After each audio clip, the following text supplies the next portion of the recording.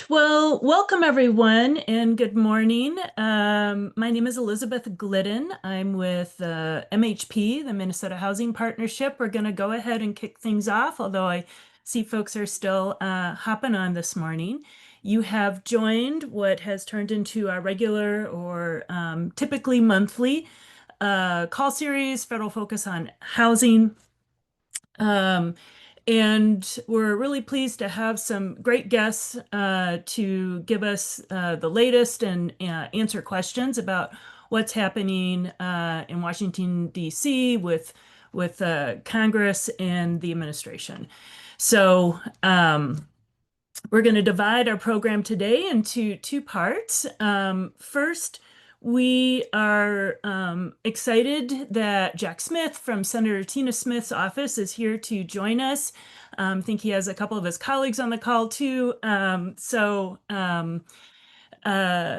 he will be giving us an update on a major piece of legislation I know that you've probably heard some about, but this is going to give us a little better overview of the road to housing and what we think might be next for the road for housing and kind of what's in it. And I think Jack too might address some high-level questions as we're all, I know, just watching carefully what's the news that relates to fiscal year 26 and talk of a shutdown and what that means for everyone. So then we have Mark Kudlowitz, who is a senior policy director at LISC, and he's going to do a deeper dive into what is happening in Congress, kind of grounding us again in what are the different positions with the House and the Senate, and giving us more of an update as well on information that relates to discussions of shutdown. And I know both of them are going to be available for questions as we kind of get into things. So without further ado, I'm going to turn things over to Jack Smith. Jack, thank you again so much for joining the program. Thank you, Elizabeth, and good morning, everyone. Thank you to Minnesota Housing Partnership for the invitation to give this update on Road to Housing. I'm Jack Smythe. I'm with Senator Tina Smith's office. I cover housing, banking, and transportation. I'm joined here today with two of my wonderful colleagues, Brennan and Ben. Brennan, if you want to quick introduce yourself, and then we'll have Ben introduce himself quick as well. Certainly. Hi, folks. I'm Brennan Barber, work for Senator Tina Smith in her DC office, handling housing issues and staffing her on the housing subcommittee. And good to be with you all. I will hand it to my colleague, Ben. Hi, folks. Ben Elgin, also in our DC office supporting on housing. Thanks for having us. Great, thank you. And before we jump into Road to Housing, as Elizabeth alluded to, want to address the elephant in the room, which is in 5 days, if we do not pass a federal budget, we will enter a shutdown. So I wanted to share Senator Smith's sort of thoughts and position going into these shutdown negotiations. At the end of the day, the Republicans are in charge. They hold the White House, the Senate. Uh, so, the ball is in their court to sort of figure out a way to fund the government uh, going forward. They do need 60 votes in the Senate, so they'll need some support from the Democrats. But um, so far, their negotiation to get those votes has mostly been their strategy has been to say it's their way or the highway, and to sort of threaten the mass layoffs of federal workers through these RIFs or reduction in force notices.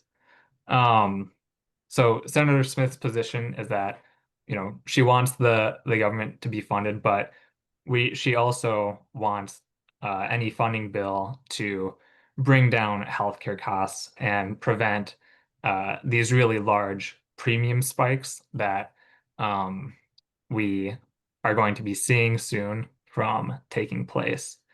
Um, those spikes are related to tax credits that are set to expire in the near future, that have been in place, since following the pandemic. But those tax credits that help keep premiums affordable are really, really important, from the perspective of our office. Millions of Americans that get their health care through the Affordable Care Act marketplace, rely on those to keep premiums down. So we, the senator is ready to work and negotiate with this administration on a path forward that keeps the government open and doesn't drive healthcare premiums off the cliff for, thousands of Minnesotans. It's also important to her that the Democrats don't cave into sort of this intimidation tactic of threatening massive layoffs within the federal government if the budget isn't passed. So that is sort of her position as of now. And so with all that going on, which is a lot, you might be wondering, well, why are we talking about road to housing? I'm going to pull up my screen.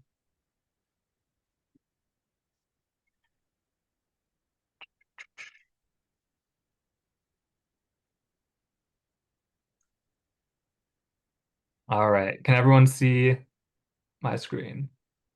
Yes, looks great. Perfect. Thank you. And I won't be able to see the chat during this presentation, but if Brennan or Ben, you want to hop in and answer questions as we go along, that'd be helpful. I'm trying to time this out so that we have some time at the end for questions as well. So the reason we're talking about road to housing is because this is the biggest housing bill, pretty much the only housing bill since the fallout of the great financial crisis of 2008 and 2009. So it's been over 15 years since another housing bill has come through, and a lot has changed since then. And I don't need to tell this group that we are really in essentially a housing affordability crisis. There's a lot of different graphs and data that backs this up. But I chose this one to sort of just highlight, the increasing affordability. So this is the share of households that are spending more than 30% of their income on housing. You can see that, and this is also broken up by income category. So the yellow and orange are really low income individuals, and then the cooler colors are more high income individuals. You can see that for everyone, the trend is becoming more and more towards unaffordability. So to address this has been something that's been on everyone's mind. There in the Senate, there's been some bipartisan, really concern about this. So Senator Tim Scott introduced this comprehensive housing package, which includes a lot of different bills from members. Senator Scott is the chair of the Banking, Housing, and Urban Affairs Committee, so in a good position to sort of lead this bill forward. This bill is a bipartisan bill. We didn't get everything we wanted in this bill, but neither did the GOP. But this is a really good bill, and we're proud of the work that's gone into it. I also want to highlight that this is not primarily a funding bill. So most of the policies in this bill are policy changes. And this bill is not attached to this funding, this budget shutdown in any way necessarily. And we'll talk a little bit more about the timeline, but this is separate from that timeline. What is in the road to housing? It's a big bill. There's about 316 pages long. We don't have time to go through all of it, but it is broken into 8 main sections called titles. These titles, as you can see on the screen, improving financial literacy, Building More in America, Manufacturing Housing for America, Accessing the American Dream, Program Reform, Veterans and Housing, Oversight and Accountability, Coordination, Studies, and Reporting. I encourage all of you to check out this section by section that I believe Elizabeth sent out to people who had registered for this meeting. I believe she sent it out yesterday or the day before. This presentation is going to include a lot of oversimplified explanations of sections within these titles, but I wanted to highlight, within each of these titles, just a couple of sections and bills in that title that I thought were important or interesting in any way. So the first one is improving financial literacy. Section 101, the only section in this title of the bill. It's the shortest title in the bill. Reforms to housing counseling and financial literacy programs. It allows HUD to review housing counseling performance. Building More in America. This section is all about boosting the housing supply. This is the biggest section in the bill, which sort of speaks to sort of the supply side mindset going into the creation of this bipartisan bill. Housing Supply Frameworks Act directs HUD to develop best practices for zoning and land use policies. Unlocking housing supply through streamlined and modernized review acts. This right sizes the environmental protection reviews for infill housing. Building More Housing Near Transit Act. This incentivizes the Capital Investment Grant Program to establish pro-housing policies near transit. I should say it incentivizes the people, applying for that program because it changes the grading within that program to promote pro-housing policies near transit. Manufacturing Housing for America. This is all about promoting manufactured and modular housing. The Housing Supply Expansion Act removes the chassis requirement for federal definition for manufactured housing. This really gives manufactured housing producers more flexibility and options. Modular Housing Production Act assesses barriers to FHA insured lending for modular housing. Then the Preservation and Reinvestment Initiative for Community Enhancement Act, the PRICE Act. This continues grants for communities to maintain manufactured housing communities. This is a really important grant program.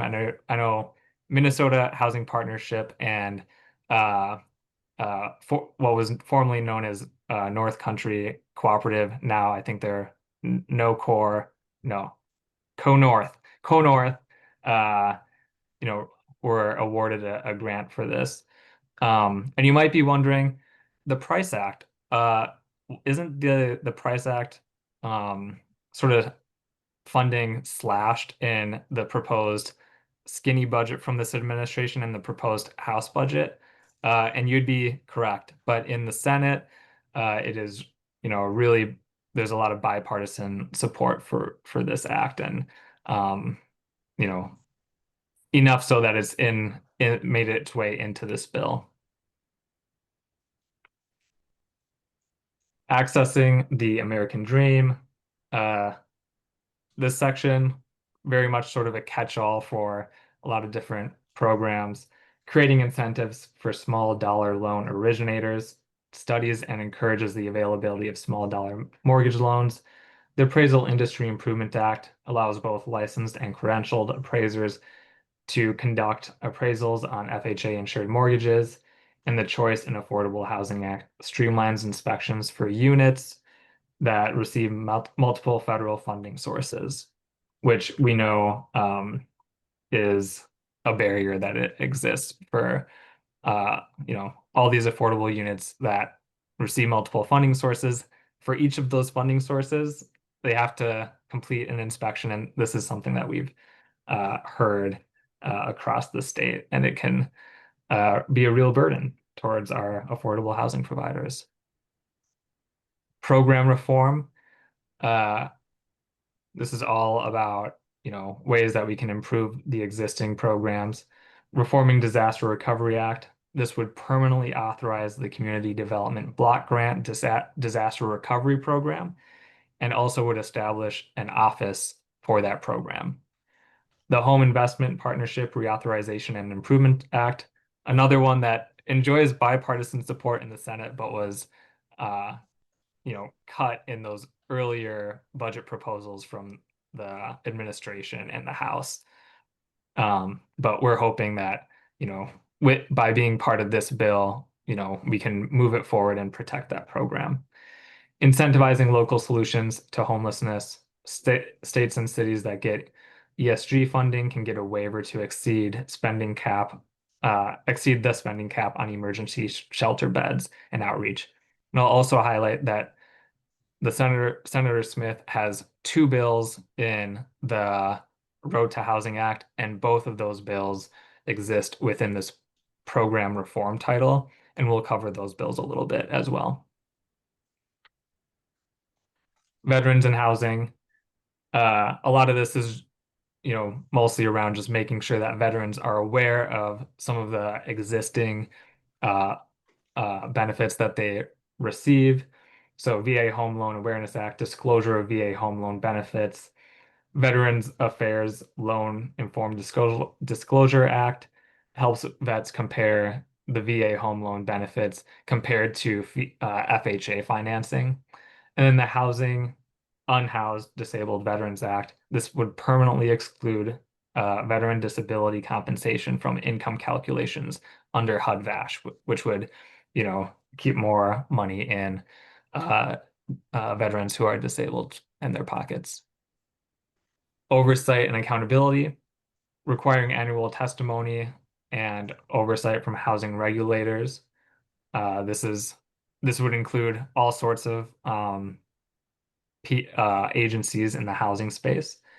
Reporting requirements on safety and soundness requires monthly reporting of the capital ratio of the Mutual Mortgage Insurance Fund. And then NeighborWorks Accountability Act establishes an inspector general for NeighborWorks. Coordination, studies, and reporting. The HUD USDA VA Interagency Coordination Act, exactly what it sounds like, just directs those agencies to coordinate more in the housing space. Streamlining the Rural Housing Act, USDA and HUD have to coordinate joint environmental reviews for their housing developments that they fund. Improving self-sufficiency of families in HUD subsidized housing. This would create a study of public housing work requirements. Again, bipartisan bill, lots of things in here. Going towards Senator Smith's Road to Housing provision, the Rural Housing Service Reform Act decouples rental assistance from maturing mortgages on Section 515 USDA Section 515 properties. It also simplifies the process of transferring those properties to nonprofits so that they can remain affordable. The other bill that she has in here is the Reducing Homelessness Through Program Reform Act. This moves the time-intensive annual application process that continuums of care go through every year, and this would move this to every other year, so that they can spend more time serving, the folks in their programs. This act also does various things to cut red tape for homeless service providers, as well, again, so that they can spend more time doing their job and less time sort of jumping through a bunch of bureaucratic hoops. So what is the path forward for this bill? The current vehicle would be the NDAA, the big defense bill. So this would be added as an amendment to that bill. because that's how Congress works. They just like to vote on as few bills as possible, I guess, and they just try to attach everything to these big bills.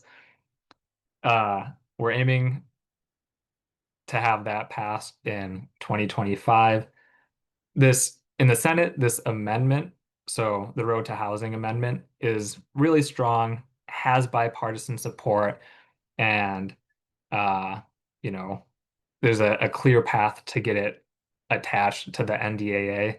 However, there are sort of unrelated challenges with the NDAA more broadly, so that, makes it a little shaky going forward. So we can't say, for sure that the NDAA is going to be how this bill passes eventually. There are going to be other future opportunities that this bill can be attached to move forward. And I will also highlight that in the House, they haven't quite developed, a companion bill yet, but we're, it is being explored to figure out ways to see if there's any House members who are interested in carrying forward a companion bill. But this bill the Road to Housing bill has almost entirely been developed, based off of senator input. Thank you. And I know that was a lot of information. Again, it's a very large, comprehensive bill with a lot of great things in it. Some things that are just okay or not great. But on the whole, I think this bill, our office's position and Senator Smith's position is that this will do a lot of great work and is very needed. Thank you again. And now we will have time for questions.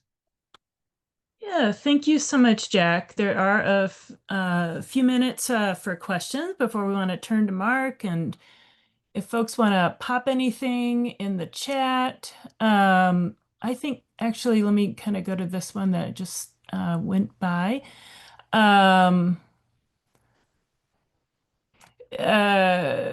So Joanna Donahoe has said, could you talk a little bit more about what are the unrelated challenges are with NDAA? And if you could just kind of repeat what does NDAA stand for again? And maybe along with that, if you could talk about what's the impact of the fact that this is all created in the Senate and we don't kind of have that same House member buy-in, I guess I'm assuming from that. So Absolutely. So the NDAA stands for the National Defense Authorization Act. It's this act that's supposed to be passed, I believe, on an annual basis. I'm going to defer to Brennan to sort of give more texture to what those challenges could be with the NDAA going forward. Yeah. I think, yes, largely they are related to issues with the defense bill. So they're policy and political problems that don't really have to do with the substance of road.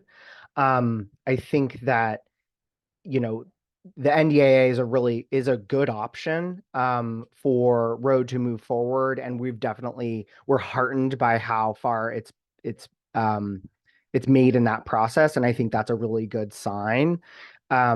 This is more just to say that if it doesn't end up working through NDAA, I think there are other opportunities, which is really good. Always good to have more opportunities rather than fewer. Although it would be great if that's possible. So, yeah, hopefully that helps. Oh, go ahead, Ben. And if I can jump into, absolutely.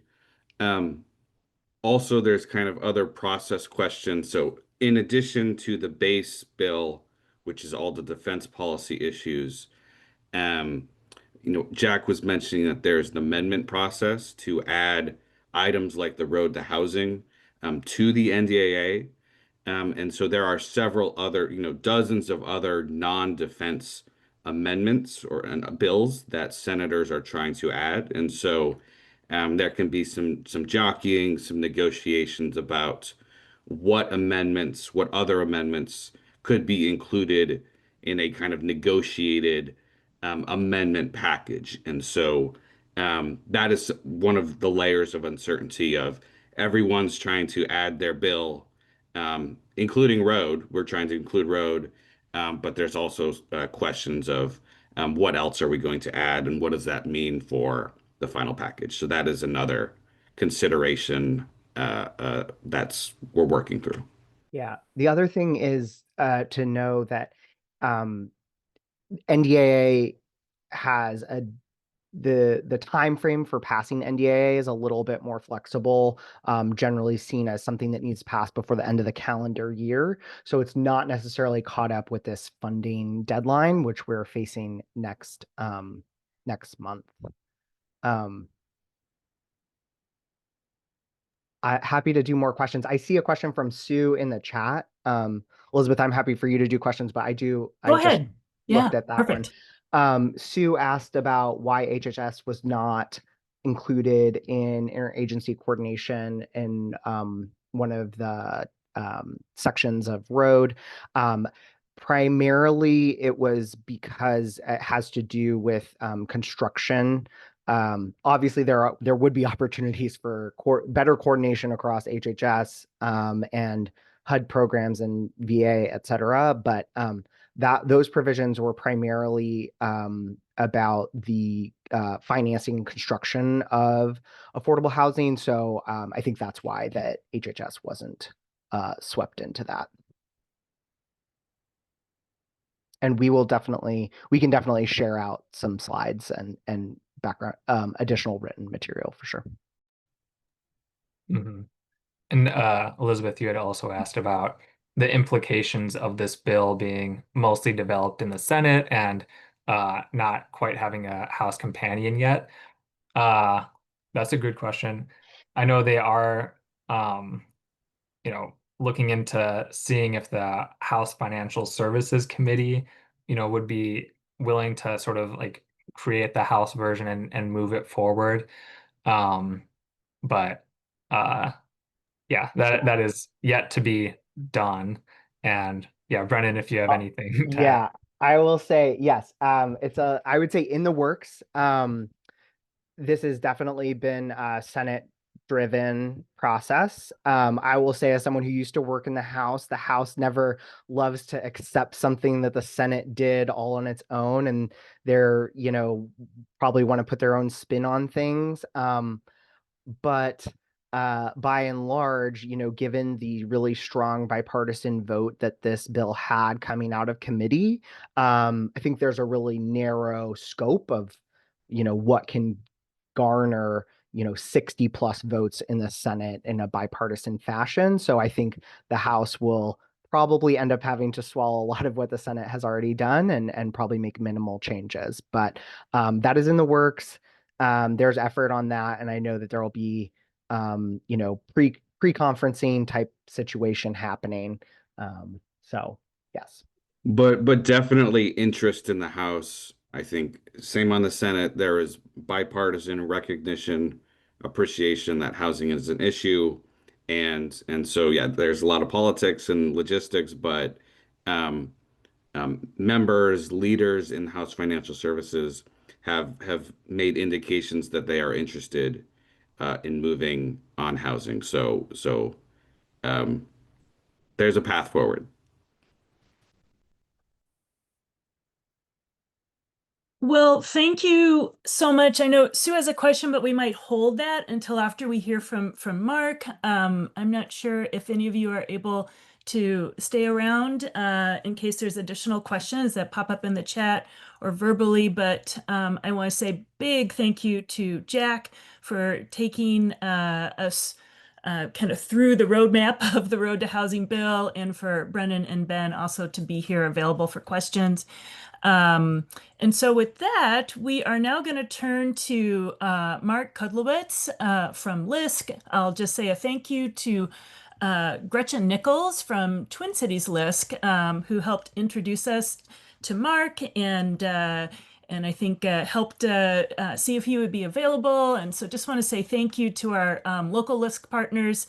And Mark, I'm going to turn it over to you to maybe introduce yourself a little bit more. And I know we're anxious to hear your updates. Great. Yeah, thanks so much. And thanks, Gretchen. Thanks, Elizabeth, MHP. And tip of the hat to Senator Tina Smith's team. You've got no finer senator, in my opinion, in the Senate, especially on housing and community development programs. So yeah, good to see some friends from the office. I'm Mark Hundlewitz.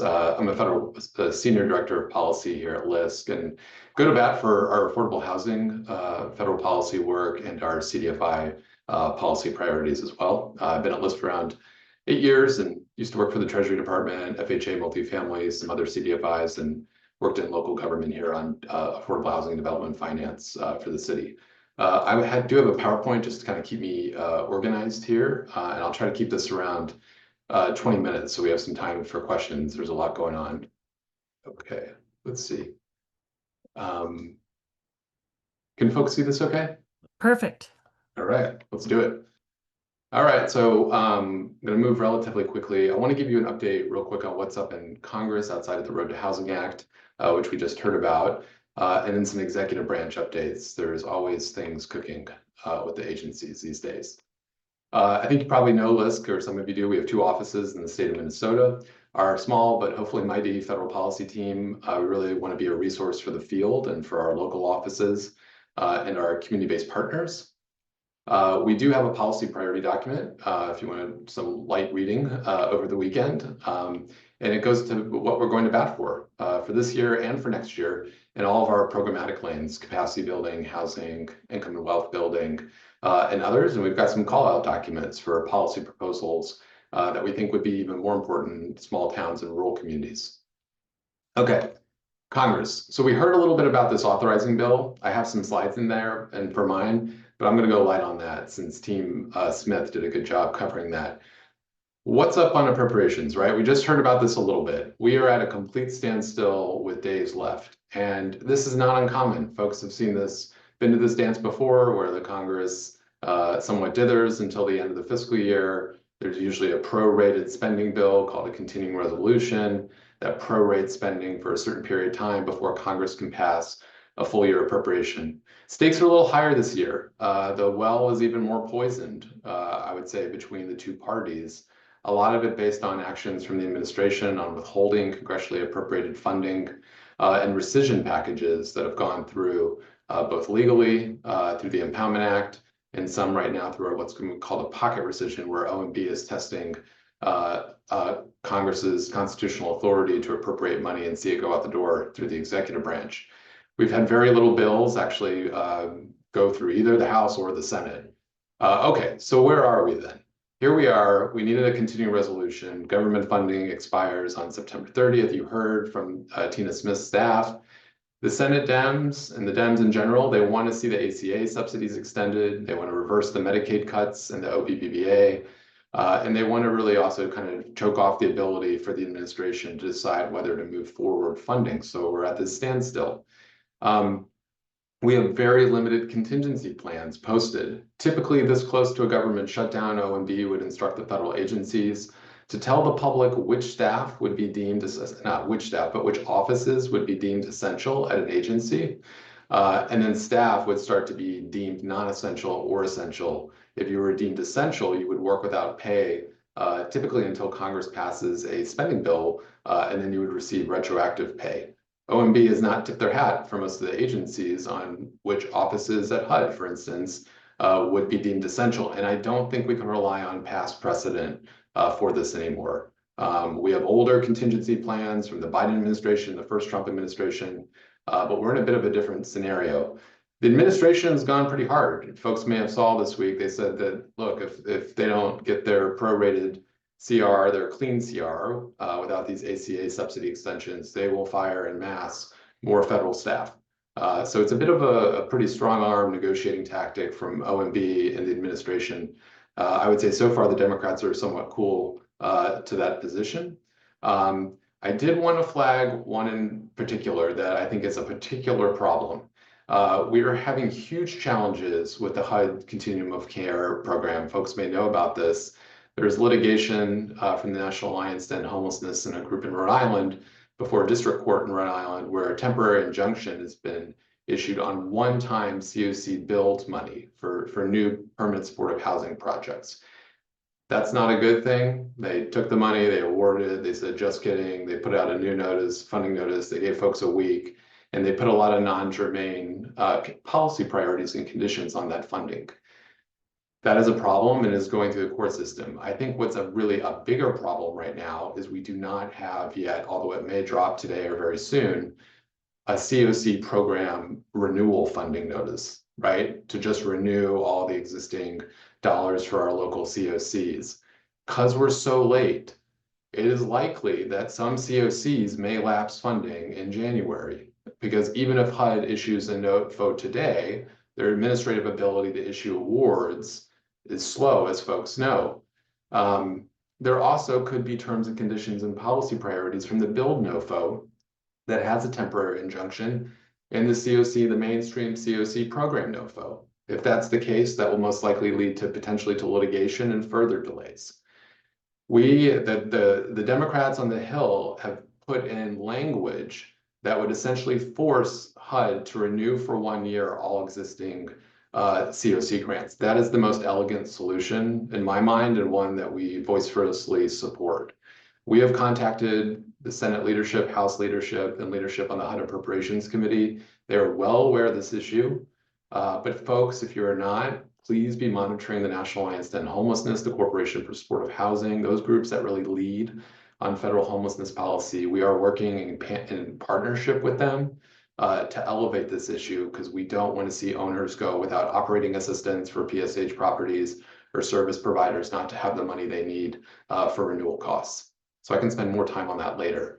This chart, very briefly, shows the relatively little action that has occurred in this Congress with fiscal year 26 appropriations. I'm going to go quick here. These are some of the budget marks that have been included, but have not really passed. The big one to take note of, I think, outside of the COC issue, which is very, very timely, and we should all be making a push to get that language in, that's an anomaly, into the 26 language to force HUD just to renew the grants for a year, is for the first time that I can ever remember, our nation's affordable housing block grant, the HOME program, was zeroed out in the House. And this is the House Republicans pinned this on the slow pace of spending with the Home American Rescue Plan funding, which is not the same HOME program for those that have looked into it. It also has a longer commitment deadline. So a lot of the PJs, which are understaffed, are mostly focusing on their annual home allocations than the ARP one, where they have a little more time. I don't think that's going to go through at the end of the day, but it does show some of the severity of the cuts being considered in the House. No surprise, because the Senate requires a bipartisan basis for any spending bill or public law to get across the finish line. We see better numbers across the board for key programs in the Senate than we do in the House. Both the House and the Senate also unilaterally rejected the state rental assistance block grant proposal, which makes little sense if you've actually read it. It would legally, I don't even understand how it would work with existing contracts, but Congress was cool to it from the administration. It's a bit of a messaging exercise from OMB and HUD. You can't cut HUD's budget the way OMB wants to cut it without decimating rental assistance programs, since it's around 90% of the department's budget. So this was unilaterally rejected. Very quickly, on the tax bill, this is a bit of old news. Very, very mixed bag. We have some of the biggest retrenchments in anti-poverty programs in decades, with cuts to Medicaid coming over the next couple of years, additional cost sharing for the SNAP program. This will have huge impacts on tenant stability and affordable rental housing properties. A lot of these are staggered after the midterms for political reasons. It will also, in some states, I think, blow a hole in state budgets for those that want to, in my opinion, do right in making sure that Medicaid assistance is still being provided. The only benefits, in my opinion, to this bill is we saw one of the largest increases in the low-income housing tax credit, which we've been going to bat for in partnership with many on this call for years. We see a permanent increase on the 9% formula by 12%, making up a shortfall that occurred a few years ago where that lapsed.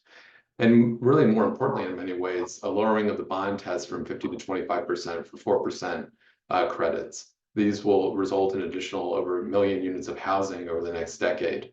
The new market tax credit, which was never a permanent part of the tax code, unlike LIHTC, was also permanently authorized at $5 billion annually for the CDFI fund to competitively allocate.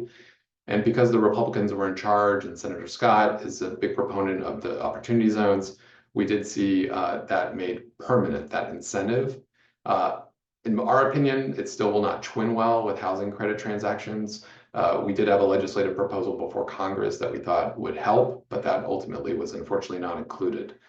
The Neighborhood Homes Investment Act, which is our highest affordable homeownership priority to provide dedicated supply-side subsidy to affordable homeownership projects in economically distressed communities, was also not included, but we're continuing to look for paths for that one. These slides will be available, I'm sure, afterwards, and I'm going to go relatively quickly, but this is a little more detail, and there's also a website we've built with our partners. Okay, you heard about the road to housing, so that's bad news story. Preparations is looking a little tenuous. We had a tax bill that was very, very mixed. Same time, like we've heard, we have the biggest non-tax credit housing legislation since 2008, since HERA, since the financial crisis. I just want to give a big tip of the hat to Smith's team here. Adam Schiff's not on the call, who's been a mighty fine partner on the Rural Housing Service Reform Act. This is our highest rural housing priority, and we've been working in partnership with Enterprise and HAC. But there's a lot to like here. I want to flag another couple that weren't gone over in detail. The Community Investment and Prosperity Act is a small provision in the bill, but it would increase the public welfare investment cap for banks to make LIHTC equity investments from 15% to 20%. So even though this is mostly a streamlining bill and we don't get new funding because of the composition of Congress, that is a very important provision as the housing credit has been expanded. And like you heard, it's a little uncertain what's going to go on in the House. Right to date, the House Financial Services Committee has only worked on a home reauthorization bill, which we've tried to work on with them. They have a CDBG bill that would take out the permanent restriction right now for new construction, and they have a manufactured housing bill. But there will most likely, as you heard, be more added to that. Okay, I'm going to give myself 5 minutes here to go through the executive branch. Folks have, I'm sure, seen what's going on since the beginning of the year. We have some of the largest reductions in career civil servant staffing. As long as I can remember, HUD is now down 30% without a reduction in force or a mass layoff. CDFI fund is down around 30%. USDA rural housing is around the same. We are seeing a mass exodus of civil servants from our federal partners. The Office of General Counsel at HUD is down around 40%. These are going to have huge implications for the ability of agencies to obligate funding, to close transactions, and to do the work that Congress has told them to do through appropriations bills. And we're already seeing that. We continue to see payment disruptions with various federal programs, typically due to the administration's DEI executive order, and often due to their executive orders related to environmental and climate justice.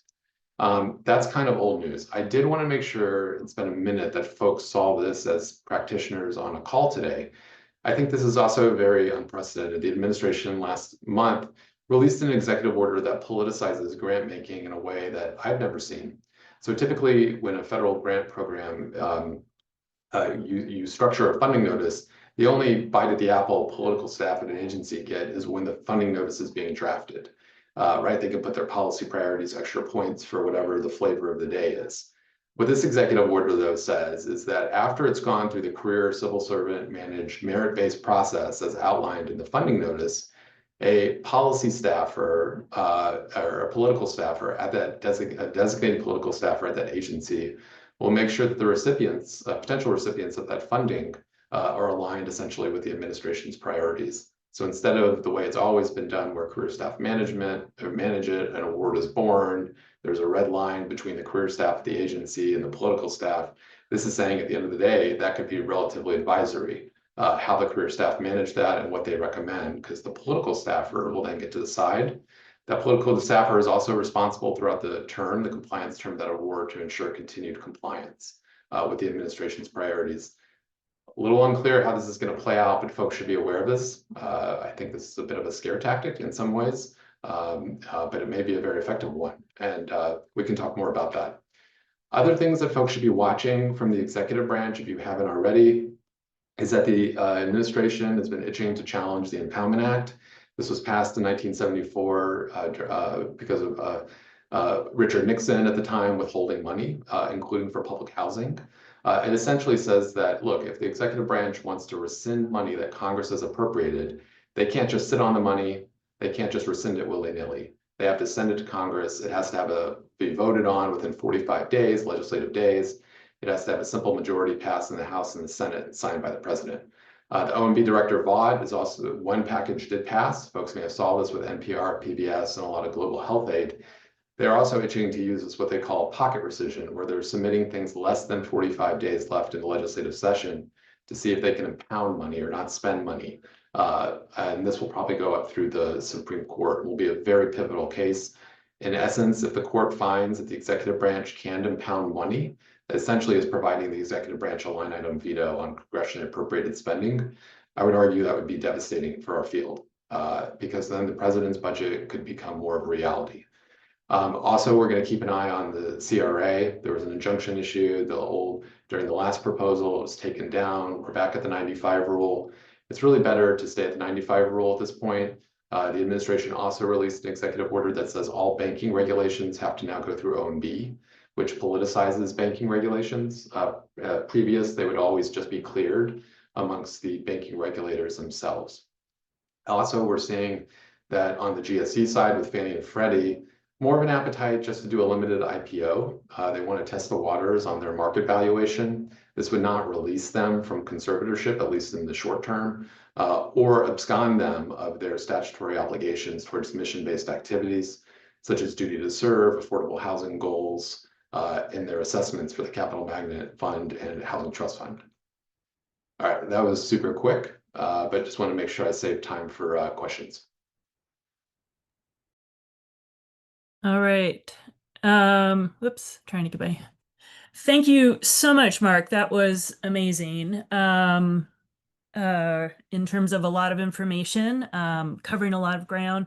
I wonder, just as we're kind of looking for folks, and if you have questions, it'd be great if you could pop them in the chat and then we can help call on you too. But maybe could you just say a little bit more about shutdown in terms of what typically has been some of the procedures around shutdown and what you're, kind of anticipating or hearing, knowing that we have a big difference you've already talked about and that there's no contingency plans up and all that. Yeah, so like in the past, folks remember this, if you were, HUD would post a plan, they would typically designate some of the FHA staff as essential for closing. Some of the recapitalization staff for like RAD deals would be deemed essential. They would, some of the HAP renewals from HUD multifamily, some of those staff would be working as well. It just seems to me that because the administration is playing hardball with federal career staff, both as a negotiating chit in its negotiations with the Hill, we can't really rely on OMB, in my opinion, to direct the agencies to post plans that then would tell the public who's going to be around in case you need something during an extended shutdown. This is really, not even similar to the first Trump administration where we saw that. And there would be conversations that would occur between even then the HUD staff and stakeholders. I'm sure folks have seen the career civil servant staff, there's a lot of restrictions being put on them and their ability to communicate to the public in ways that I think a lot of us have gotten used to over the years. So it just really remains to be seen who would be there. Will they actually use that as an opportunity to lay off additional staff? I will tell you, at HUD, it seems to me, reading the political tea leaves, that they had around this 30% exodus from these voluntary separation programs and folks just being fed up with what's being asked of them in terms of their work schedule. I think one of the reasons we haven't seen an additional, like a real mass layoff at HUD is HUD political leadership realized that an already understaffed agency, they were already cut to the bone without having done a politically initiated layoff. So I don't think even political leadership probably at HUD wants this. I think the thing to keep in mind continuously in this administration with the executive branch is most of this is directed by what the White House and OMB. This is not even often a lot of this coming from political leadership at the agencies. And I would suggest to all of you that the political leadership at these agencies have limited ability to both push back on OMB at times and have limited ability to direct their own programs in a way they want. Just one more thing on this before I go to, there was a question in the chat I want to turn to, but is there any particular recommendations you would give to us about how to try to communicate with our members of Congress or kind of the HUD political staff or anything that you would give as sort of advice to us?